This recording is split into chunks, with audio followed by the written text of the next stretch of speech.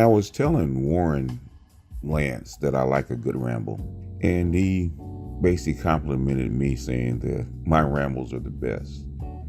And I don't know about that, but I haven't rambled in a long time, so I have to say, forgive me, subscribers, for I have not rambled in such a long time.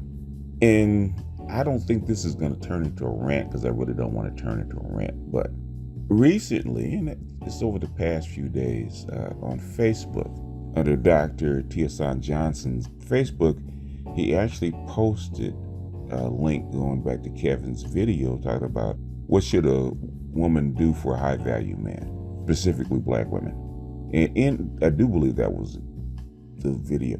And in that video, Kevin actually mentioned about the non-black women that would take Dr. Johnson's class, because Dr. Johnson is a black masculinist, and he actually teaches a black masculinity class. Ever since it started, he's had black women want to come take it because it's an easy class, right? Because it's a relatively non-technical class. So they can get good grades out of it, even though they choose not to. But the non-black women actually take the class, not because it's an easy grade or they want a non-technical grade, because Dr. Johnson does teach thorough material, but they come in because they have black boyfriends, because Fresno State is very famous for athletics, and a lot of the guys that go to Fresno State are athletes.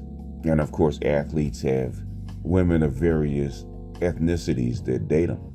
And even the black men that go there, even though it's a majority Latino area that are black, they have white and Latino girlfriends. And what Dr. Johnson was saying is that the students that are most invested in that class happen to be white women and Latino women, because they want to understand the men that they date, the men that they are actually involved with. And what Kevin was saying is that showed a deeper interest in the men that they date, that these women were invested in the men that they date, so that they would actually take extra steps to actually understand them, even though these men did not come from their culture. And that showed a level of competition, that these women are willing to go take that extra mile and actually compete for their men. And the funny thing is that some black women came into the post and took exception to it. And now there's a very long thread going back and forth about white women, especially, fetishizing black men and black men allowing it. And what Kevin's video actually highlighted was the deficiency in the level of engagement that black women have with their men, or the level of investment that black women are willing to put into their men, unlike other ethnicities. And we can go through a whole lot of a cultural background going all the way back to antebellum slavery, but needless to say, that has always been true. Now, most women are entitled, and they have a long list about what they require from their men. White, black, all women have it. Black women have it too.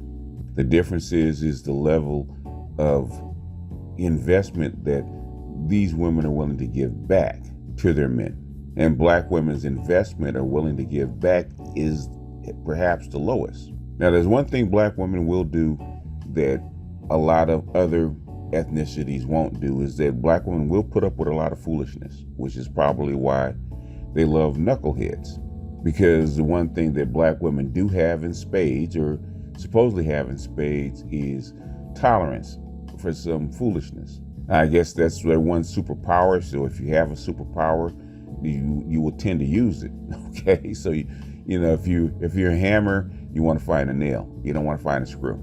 But the thread was going back and forth about why should black men allow Becky or Maria, whoever, to fetishize them, because evidently they want one thing, even though that one thing was never specified.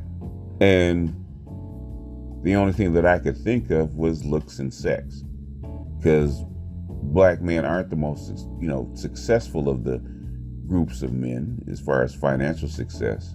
And clearly black men do have cultural deficiencies, as all black people do, because of the environment we're raised here in America.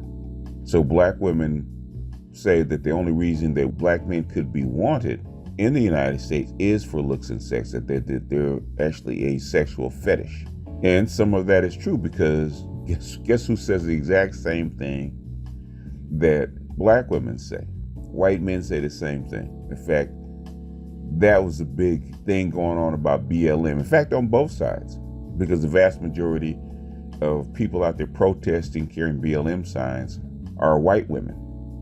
And a lot of your white men are saying that the white women are out there looking for eggplants, which is the same thing that the black women are saying. That the only thing that black men are good for is sex and whatever resources they can actually supply. But guess who says the same thing? Black women. That black men are only, really the sexual prowess of black men is what black women actually bank on and actually brag about. The most thing that the black women will actually brag about a man that they have is how he looks and how good he can actually blow backs out. So in essence, they're accusing Becky and Maria of doing the same thing that they do. But this conversation kept going round and round and round and round and round and round. And what they expected from black men is to reject all suitors, all offers, anything that's not black, and sometimes anything that is not below the paper bag threshold. That black men should reject it and pick only a certain brand of woman. And if you don't, then there's something wrong with you. You hate your women, you hate yourself, you hate your mother, you hate your race, yada, yada, yada, yada, yada, on and on and on. I don't have to go down the ad hominem list for you to get the point. And I got to thinking that for black men in America, the game is always rigged. It's not just rigged in the United States with getting jobs and dealing with the police and dealing with society and all the other hurdles that black men have to jump on a daily basis. The game is also rigged with your woman, because God knows black men have complained about a black woman's bad behavior, which is legendary, not just with black men, but also with all other men. Their bad behavior is legendary. So much to the point that you can actually have statistics that point to black women's bad behavior. They have running statistics about their bad choices and their bad behavior, and it shows up. And not only do they have bad behavior that shows up in stats, in cultural outcomes and family outcomes, they actually don't look at it as a point of shame. They look at it as a badge of courage. They look at it as an asset instead of a deficit. They look at it as a virtue instead of a problem. And if black men don't like it or don't change for them or don't adapt to it or don't choose it, then there's something wrong with them. If you think about it, it's like being a casino. Now in Las Vegas, even though the gambling percentage is in the house favor, okay, everybody knows that. Whether it's slots, whether it's cards, whether it's sports gambling, there's always going to be a slight edge to the house, so it can stay in business, so it can make money. Otherwise, why would you be there? It's rigged, but it's actually rigged slightly, because you don't want to rig it to where the people won't play and go someplace else. You rig it to the point where that even the gambler has a fighting chance to actually make some money. A lot of them won't, but enough of them will to actually entice them to actually sit down and put their money down, right? Okay, in the black community, for black men, the game is so rigged that they expect you to get nothing. They expect you to take abuse. They expect you to be talked down to. They expect you to take disrespect. They expect you to put up with uncooperative attitudes. They expect you to take shaming and ridicule, all while you working yourself to death and making her hopes and dreams come true and making her feel comfortable and happy. In other words, you are there to serve. That's why single mothers expect to get wifed up even though they've had 2 or 3 babies by 2 or 3 guys. They expect to. In other cultures, that's a high negative. In Black culture, that is a positive. They have an expectation for Black men to fill in the gaps. Why? Because they always have. And just like Las Vegas, even though the game is rigged, it's rigged across the board, and basically at the end of the day, it's the only game in town. Either you want to play or you don't. In the Black community, for Black men dating Black women, the game is so rigged that not only are they used to be the only game in town, but they coerce you to actually play the game at their rules with a rigged game and tell you that it's rigged, and you're supposed to be happy about it. You're expected to play and treat them like they're the only game in town. And that's what the whole point of the thread was. And that wasn't the first one. Because not only are you expected to play a rigged game, not only are you expected to bow down to the only game in town, not only are you expected to serve, you don't have a right to complain about it. Because if you complain about the rigged game and the unfairness and the mistreatment that you have to put up with, then not only do you hate Black women because it's the first card they pull out, and as a sister said on a panel I was on, you also hate yourself. And in fact, I'm not going to call her name. In fact, I had to correct the young lady because she was saying the way Black men on YouTube and sometimes on Facebook talk about Black women, that is a sign of self-hatred. And I had to inform the young lady that she needs to stop using that as a crutch. And why do I say that? A lot of Black women use that talking point about self-hatred, or actually projecting self-hatred onto Black men, as a way to deflect from Black women's bad behavior and the behavior that Black men find not appealing. And so much so that even thinking about or even entertaining another casino, another house, another game that does give you better odds, does give you a chance to win, does make the game fairer, because dealing with women is not a fair game, especially in the United States. Black women expect you not to take it, not to entertain a better deal, not to entertain better treatment, not to entertain being fetishized. Because Black men seem being fetishized, at least they pretend like they want me. At the very least, I get the pretense that I'm desired, that I'm wanted. The whole mating strategy of Black women is to pretend like they don't want you, that they don't like you, that they don't want to be around you. And for them to even to be nice to you is an affront to their dignity and a violation of Black womanhood. Her mere cooperation, even though it would enhance the family, even though it will make a better lifestyle, even though it will make you happy and you easier to get along with, they figure it's an affront to even do that. And the only way that they will even consider even giving you basic cooperation, because that's all submission means for Black men.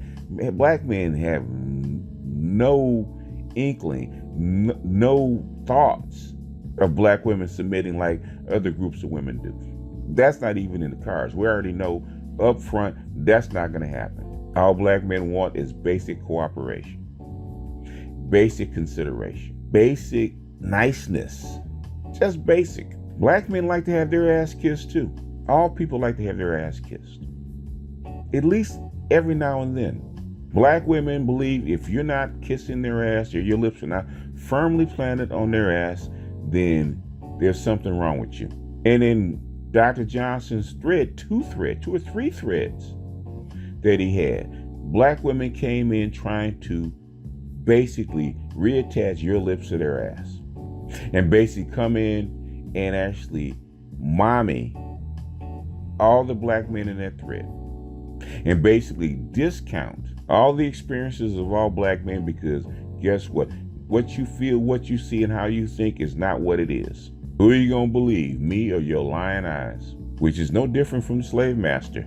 And Black women sell this point, sell these shaming tactics as a loyalty test. If you don't do this, if you don't kiss black women's asses, if you don't reject all other offers from all over women all over the world, then you are not loyal to your race. You're not loyal to your women. Becky can't even smile at you without your loyalty being tested. You're not supposed to avert your eyes. You're not supposed to look. You're not even supposed to listen. And if it were up to black women, you wouldn't even be in proximity of these women unless that's where they sent you. But they can send you to an all-white school with all white women treating you nice and then get mad because you like being treated nice.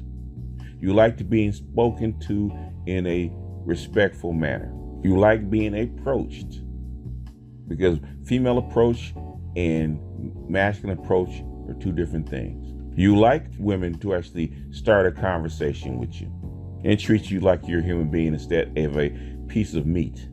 If you look at any media that has to do with black men, the interaction with black men are always treated like the bitch in the relationship. And if you're not treated like that, then you're treated like the monster, both of which they're in love with. But I think this ramble's gone on long enough, and it wasn't supposed to be a rant. And it is a stream of consciousness I just wanted to get out. I just had to say it. If I don't cut it off now, I'll probably go on for an hour. But black women expect black men to play in a rigged game where the dice is loaded, cards are marked, the dominoes are tilted, the slots are actually illegal, and the odds of winning are way, way, way too low. And they deem that as acceptable, preferable, and standard. Why? Because it always has been. Because until now, they were the only game in town. And with that, I'm going to jump off of here. This is BGS out, and I will see you guys on the next.